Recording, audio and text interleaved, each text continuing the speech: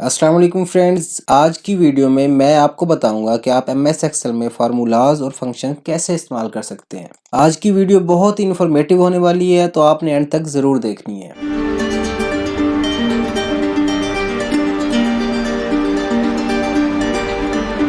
अस्सलाम वालेकुम रहमतुल्लाहि व बरकातुहू। मेरा नाम है हाफिज अहमद आदिल और आपका वेलकम करता हूं अपने यूट्यूब चैनल पर। इस चैनल पर आपको सीखने को मिलता है MS Word, MS Excel, PowerPoint के बेसिक से लेकर एडवांस फीचर्स और साथ में बहुत सा प्रैक्टिकल जो आपको आपकी प्रोडक्टिविटी को इंक्रीज करने में मदद करता है। अगर आप चैनल पर न्यू हैं और अभी तक चैनल को सब्सक्राइब नहीं किया तो चैनल को जरूर सब्सक्राइब कर लीजिए और बेल आइकन पर क्लिक करना मत भूलिएगा। उससे आपको चैनल पर अपलोड होने वाली हर न्यू वीडियो के बारे में अपडेट्स मिलती रहेंगी। तो चलें शुरू करते हैं आज का टॉपिक। ये मैंने ओपन कर लिया एमएस एक्सेल और मेरे पास मौजूद है बहुत से फार्मूलाज और फंक्शंस की लिस्ट, जिसके बारे में मैं आपको बताऊंगा आप इनको एमएस एक्सेल में किस तरह परफॉर्म कर सकते हैं। तो सबसे पहले हमारे पास है ऐड। ऐड का मतलब है जमा करना, कि आप एमएस एक्सेल में कोई भी वैल्यू किस तरह ऐड कर सकते हैं। इसके लिए हम लेते हैं कोई वैल्यू, जैसे कि हम बी सेल में लेते हैं 1 और सी में लेते हैं 1। अब हमने इन दोनों को सम करना है, इन दोनों को जमा करना है, तो उसके लिए हम क्या करेंगे, उसके लिए आप सबसे पहले इज इक्वल टू का साइन लगाएंगे। उसके बाद आपने 1 टाइप करना है, प्लस लगाएं और 1 टाइप करें, एंटर प्रेस करेंगे तो आपकी दोनों वैल्यू ऐड हो जाएंगे और आपको यहाँ पे रिजल्ट शो करा देगा। ये आपको रिजल्ट शो करा रहा है और इसका जो आपने वैल्यूज दिए हैं वो आपको फार्मूला बार में यहाँ पे शो हो रही हैं। अब एक तो तरीका ये, अब दूसरा तरीका ये, आपने खुद से टाइप वैल्यूज नहीं करनी, आपने इनका सेल रेफरेंस देना है। जैसे आप इस पे क्लिक कर दे, B1 प्लस कर दें, फिर C1 पे क्लिक कर दें। अब आप एंटर करेंगे तो आपको सेम वही आंसर ये शो करा देगा और फार्मूला बार में आपको शो करा देगा is equal to B1 plus C1। अब ये करने का आपको क्या बेनिफिट है, आपका ये बेनिफिट है, अगर आपने किसी सेल का रेफरेंस दिया है और इन फ्यूचर आप सेल की वैल्यू को तब्दील करते हो तो आपको फिर से फार्मूला अप्लाई करने की जरूरत नहीं है, वो खुद ब खुद उसको ऐड कर देगा। हम चेक करके देख लेते हैं। मैं इस वैल्यू को कर देता हूँ तब्दील, इसको मैं कर देता हूँ 2 और एंटर जैसे ही प्रेस करूंगा तो आप देखेंगे कि आपकी ये वैल्यू तब्दील होगी, ऑटोमेटिक इसने सम निकाल के दे दिए, जमा करके दे दिए। इसी तरह आप सब्सट्रैक्ट भी कर सकते हैं, कोई वैल्यू दे दें 5, C2 में दे दें 4 और यहाँ पे आप is equal to first value minus second value, enter, ये आपको इसने आंसर दे दिए। इसी तरह मल्टीप्लाई कर सकते हैं, कोई भी वैल्यू दे दें 2, यहाँ पे आप दे दें 3, यहाँ पे आपने देना is equal to B3 multiplied by C3, enter, इसने आपको मल्टीप्लाई करके दे दिए। इस तरह आप डिवाइड भी कर सकते हैं, 4 divide 2 is equal to B4 divided by C4, enter, ये आपका आंसर हो गया। अब मैंने इन सब वैल्यूज को अगर सम करना है, मैं यहाँ पे देता हूँ इज इक्वल टू, अब मुझे इस पे क्लिक करना है, फिर प्लस करना पड़ेगा, फिर इस पर, फिर प्लस, फिर इस पर, इस तरह मैंने, और ये कोई सही तरीका नहीं है एमएस एक्सेल में ऐड करने का। इसके लिए आपको एमएस एक्सेल एक फंक्शन देता है, उसको हम कहते हैं सम का फंक्शन। वो आप किस तरह अप्लाई करेंगे उसके लिए हम चलते हैं दूसरी शीट में, इस पर हम क्लिक करते हैं। जैसे अगर आपके पास मल्टीपल वैल्यूज हैं, ये डिफरेंट स्टूडेंट्स के मार्क्स हैं, अगर आपने इन सब को जमा करना है तो आप कैसे करेंगे, ये टोटल वाला सेल है, इस पर हम क्लिक करते हैं। अगर हम वैसे ही करते हैं is equal to first mark पे क्लिक किए, सेकंड, थर्ड, फोर्थ, फिफ्थ, इस तरह ये आप कर तो सकते हैं, लेकिन ये इजी वे नहीं है सम करने का। तो इसके लिए एमएस एक्सेल हमें देता है इज इक्वल टू सम का फंक्शन। आपने सम टाइप करना है, ब्रैकेट ओपन करनी है और जितने भी आपके पास मार्क्स हैं सबको आपने क्लिक करके ड्रैग करके सिलेक्ट कर लेना है और उसके बाद आपने ब्रैकेट क्लोज कर देनी और एंटर प्रेस कर देना है। तो इसने आपको इसका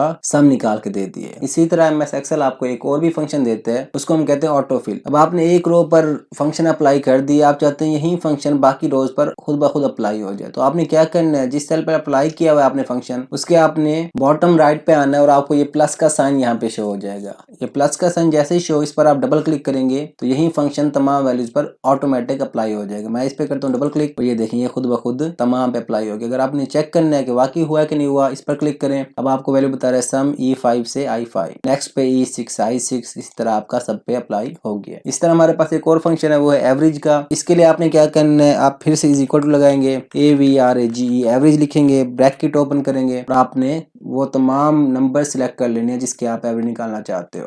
मैंने इन सबको सिलेक्ट कर लेता हूँ, क्लिक करके ड्रैग करना है और ब्रैकेट क्लोज और एंटर। इसने आपको इन नंबर्स की एवरेज निकाल के दे दी है। अब इसको भी हम सेम तरीके से सब पे अप्लाई करेंगे, यहाँ पे आके डबल क्लिक करेंगे और सब पे अप्लाई हो जाएगा।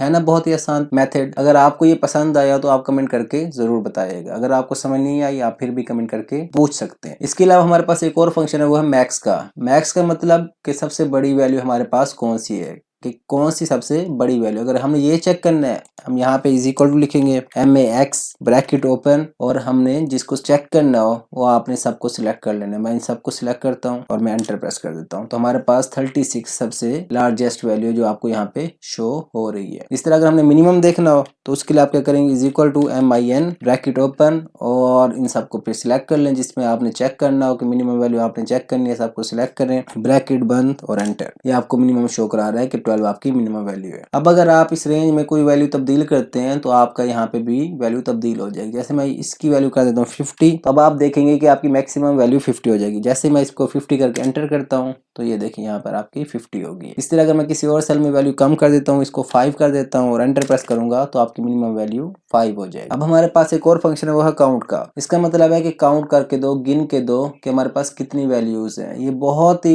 इंपॉर्टेंट फंक्शन है जो आप अपने लिए इस्तेमाल कर सकते हैं। अब अगर मैं चाहता हूँ ये दो जो मेरे पास कॉलम्स है, मैं इनकी वैल्यूज काउंट करना चाहता हूँ कि कितनी वैल्यूज हैं, तो आप काउंट का फंक्शन इस्तेमाल कर सकते हैं। जैसे कि मैं यहाँ पे काउंट लिखूँ, अगर आप देख लें इसमें 6 वैल्यूज हैं तो जाहिर सी बात है इसमें भी 6 होंगी। अगर मैं काउंट का फंक्शन लगाऊं तो मेरे पास क्या आंसर आना चाहिए, 12। अब देखते हैं कि वाकई 12 आता है कि नहीं आता। यहाँ पे लिखते हैं is equal to COUNT count bracket open, और मैं इन दोनों को सिलेक्ट कर लेता हूँ और एंटर प्रेस करता हूँ। अब जैसे ही मैंने एंटर प्रेस किया, यहाँ पे आना 12 चाहिए था लेकिन यहाँ पर 6 आ गया है। इसका क्या रीजन है ये मैं आपको बताता हूँ, और ये बहुत ही इंपॉर्टेंट है, आपने इसको गौर से सुनना है। काउंट का जो फंक्शन है वो सिर्फ न्यूमेरिक वैल्यूज को काउंट करता है, टेक्स्ट वैल्यूज को काउंट नहीं करता। क्योंकि इस कॉलम में हमारे पास टेक्स्ट मौजूद था इसलिए इसने उसको काउंट नहीं किया। अगर मैं अब यहाँ पर न्यूमेरिक वैल्यूज ऐड कर देता हूँ तो वो उसको काउंट करेगा। जैसे मैं अब इसको चेंज कर देता हूँ, इसमें मैं कोई वैल्यू दे देता हूँ 20, अब ये हमारे पास 7 हो गया। इसी तरह मैं अगर इसको तब्दील करता हूँ हमारे पास 8 हो गया। उम्मीद करता हूँ कि आपको समझ आ गई होगी कि काउंट जो फंक्शन है वो आपका सिर्फ और सिर्फ न्यूमेरिक वैल्यूज को काउंट करता है, आपका टेक्स्ट वैल्यूज को काउंट नहीं करता। अब आपका सवाल होगा अगर टेक्स्ट वैल्यूज को हमने काउंट करना है तो उसके लिए हमारे पास कौन सा फंक्शन है, तो आपने परेशान नहीं होना, उसके लिए हमारे पास काउंट ए का फंक्शन है। आप इसको अप्लाई करें, ये आपको न्यूमेरिक और टेक्स्ट दोनों वैल्यूज को काउंट करके दे देगा। हम चेक कर लेते हैं, हम यहाँ पे लगाते हैं is equal to COUNT count और उसके आगे A और ब्रैकेट ओपन। अब सेम हम उन दोनों वैल्यूज को सिलेक्ट करते हैं, लास्ट वैल्यूज को, और एंटर करते हैं। अब देखिए इसने हमें 12 रिजल्ट दे दिए कि हमारे न्यूमेरिक वैल्यूज भी काउंट करके दे दिए इसने, और हमारी टेक्स्ट वैल्यूज भी काउंट करके इसने दे दी हैं। तो आपने इस चीज का खास ख्याल रखना है। उम्मीद करता हूँ यहाँ तक आपको समझ आ गई होगी। अगर आपको समझ नहीं आई तो आप कमेंट करके जरूर पूछ लीजिएगा। अब देखते हैं हमारे रिमेनिंग कौन से फंक्शन रह गए हैं। हमने ऐड कर लिया है, सब्सट्रैक्ट कर लिया है, multiply, divide, sum, minimum, max, count, counted, average भी हमने कर लिया। अगला आपके पास है कॉनकैटिनेट। ये क्या करता है, ये आपको दो मुख्तलिफ सेल्स में वैल्यूज को इकट्ठे मिला देता है। जैसे मेरे पास एक नेम है मोहम्मद और दूसरे सेल में मेरे पास नेम है मुसब। अब मैं चाहता हूँ ये दो डिफरेंट सेल में ये शो ना हो बल्कि एक ही सेल में ये शो हो जाए, तो उसके लिए मैं क्या करूंगा, इनको कॉनकैटिनेट करूंगा। वो कैसे, मैं लिखूंगा is equal to CATENAT concatenate bracket open, first cell select करूंगा, कॉमा दूंगा, सेकंड सेल सिलेक्ट करूंगा, ब्रैकेट बंद कर दूंगा और एंटर करूंगा, तो ये मेरे पास पूरा नाम एक ही सेल के अंदर आ गया है। तो आप इस तरह ये कर सकते हैं, दोनों सेल को मर्ज कर सकते हैं। अब अगर चाहते हैं कि आप इन दोनों के दरमियान एक स्पेस आ जाए तो उसके लिए भी आपके पास एक ऑप्शन है। आप ऐसा करें, एक कॉलम इंसर्ट कर लें और इसमें एक स्पेस दे दें। अब यहाँ पे आपने क्या करना है, अब इन तीनों को सिलेक्ट करना है। फर्स्ट सेल को कॉमा दें, सेकंड सेल को कॉमा दें, थर्ड सेल को ब्रैकेट बंद करें और एंटर प्रेस कर दें। अब ये इनके दरमियान एक स्पेस आ गई है। तो आप ये वाला फंक्शन इस्तेमाल कर सकते हैं, ये आपके बहुत ही काम आएगा। हमारे पास अगला फंक्शन है वो है इफ का। ये क्या करता है ये हम देखते हैं। अब अगर मैं यही चाहता हूँ कि मुझे ये बताए कि कितने बच्चे पास हैं और कितने बच्चे फेल हैं, तो मैं वो भी चेक कर सकता हूँ। मैं यहाँ पे लगाता हूँ is equal to if bracket open, और नीचे आपको बता रहा है कि आपने अब लॉजिकल टेस्ट लगाना है। अब आप इसको कोई कंडीशन देनी है। मैं इसको कंडीशन देता हूँ कि ये आप चेक करो टोटल मार्क्स अगर हों ग्रेटर बड़े हों 80 से, कॉमा, तो आप यहाँ पे लिख दो पास। कंडीशन ट्रू नहीं होती, फॉल्स होती है, तब आपने क्या वैल्यू देनी है, तब आपने देनी है फेल। आपने अब ब्रैकेट बंद कर देनी है और एंटर प्रेस कर देना है। अब हमने चेक किया था वैल्यू किसकी, J4 की। J4 में आपके पास वैल्यू है 124, क्योंकि 124 80 से ग्रेटर है तो इसने आपको पास शो करा दिए। अब हम इसको ड्रैग करके सब पे अप्लाई करते हैं तो देखते हैं कोई हमारे पास फेल है कि नहीं है। अब ये देखें 1 और 2 बच्चे हमारे पास फेल है। क्यों, क्योंकि उनके मार्क्स 80 से कम थे। अब इसका भी 80 से कम है और इनके भी 80 से कम है, इसलिए ये दोनों फेल है। उम्मीद करता हूँ आपको ये समझ आ गई होगी। अगर आपको समझ नहीं आई तो आप कमेंट करके बता दें, मैं इसके ऊपर एक डिटेल वीडियो इंशाल्लाह बना दूंगा। अब नेक्स्ट हमारे पास जो फंक्शन है वो है आपके पास काउंट इफ। काउंट इफ का मतलब गिनो लेकिन एक शर्त के साथ। अब वो क्या शर्त लगानी है, अब मैं यहाँ पे लिख देता हूँ पहले काउंट इफ, मैं इज इक्वल टू लगाऊंगा और लिखूंगा COUNT count if bracket open. अब वो कहते हैं रेंज बताओ, अब मैंने इसको रेंज देनी है। उसके बाद वो कहता है क्राइटेरिया सेट करो। क्राइटेरिया क्या, मैं चाहता हूं कि मुझे ये बताए कितने स्टूडेंट्स का नाम अहमद है। अब आप ऊपर देख सकते हैं डाटा सेट में कि 2 स्टूडेंट्स का अहमद है। अब देखते हैं कि हमें बताता है कि नहीं बताता है। कॉमा AHMAD कॉमा ब्रैकेट बंद एंटर। ये देखें इसने शो करा दिया है कि हमारे पास 2 स्टूडेंट्स हैं जिनका नाम अहमद है। इसी तरह अगर आप चाहते हैं कि आपने ये वैल्यूज चेक करनी है कि कितने स्टूडेंट हमारे पास हैं, तो आप फिर इस पे क्लिक करें और आप रेंज इसको दे दें ये वाली। उसके बाद आप सेट कॉमा दें, डबल क्वेश्चन मार्क्स, और आप चेक कर लें पास, डबल क्वेश्चन मार्क्स बंद enter.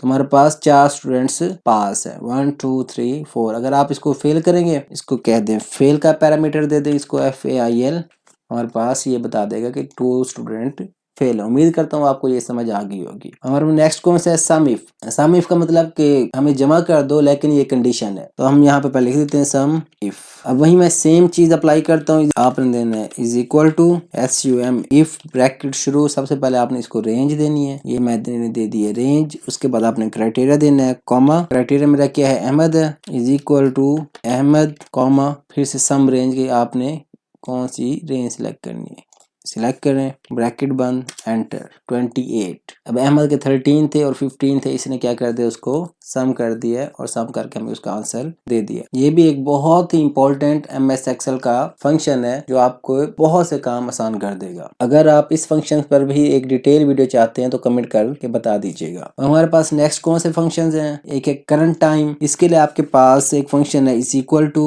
NOW now bracket open bracket close enter. ये आपको करंट डेट भी बता देगा, करंट टाइम भी बता देगा। आज 27 जैन 2022 है और 10:59 PM है, तो आपको ये इस टाइम मैं ये वीडियो बना रहा हूँ तो आपको ये टाइम शो करा दिया इसने। और करंट डेट अगर आपने देखनी हो, सिर्फ आप चाहते हो कि हमें सिर्फ करंट डेट हो, तो आपने इज इक्वल टू करना है और today TODA today bracket open bracket close और एंटर प्रेस कर देना है। यह आपको सिर्फ डेट शो करा के देगा। तो यहाँ तक हमारी होगी ये कंप्लीट आज की वीडियो, और उम्मीद करता हूँ आपको तमाम फंक्शन और फार्मूला समझ आ गए होंगे। अगर आपको कोई भी फंक्शन या फार्मूला समझ नहीं आया तो आप कमेंट करके जरूर बताइएगा, और अगर आपको समझ आ गए हैं तो लाइक करना मत भूलिएगा और साथ चैनल को सब्सक्राइब करना भी मत भूलिएगा। मिलता हूँ आपसे नई वीडियो में, तब तक अपना और अपने घर वालों का ख्याल रखिएगा। मुझे और मेरी फैमिली को अपनी दुआओं में जरूर याद कीजिएगा। अस्सलामु अलैकुम रहमतुल्लाहि व बरकातुहू।